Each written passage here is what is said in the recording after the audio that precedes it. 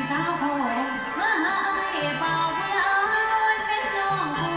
อยู่ลาวเจ้าเอ๋ยเจ้าเอ๋ยเจ้าเอ๋ย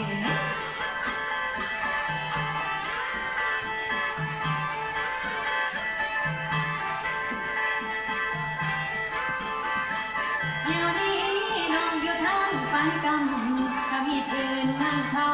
เว้าภาษาต่างดาวคนสูงยาวเขาหัวกินแต่นมในแก่อันลาเก่งอย่าไปเอาน้ำพัดเป็นคนลาวสาวผู้ใดตัวน้อยน้อยสิน้ำน้องเสียงหัวสิน้ำน้องแสนใจปนา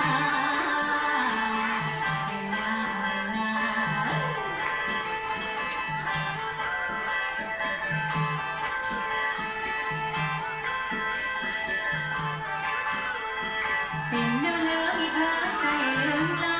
สีฟ้าขึ้นเมืองเขาบ่ทอบ้านเฮาบอกนาพี่น้องไกลห่างก็เพื่อไปหาเงินตาคิดฮอดดวงจันทร์ฟ้าสบายดีหรือได้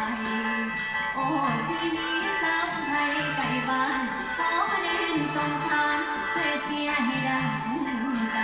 ได้กินลำกินไทยเสียแลกน้ำใจป่าสาวลาวอยู่แดนไกลได้บอนลำบนกัน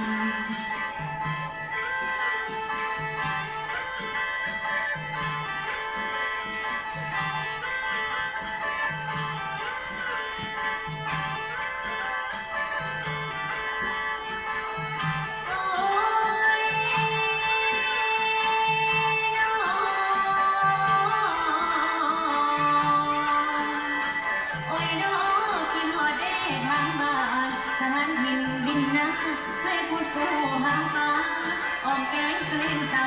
ทั้งส่วนเป็นส่วนป่วย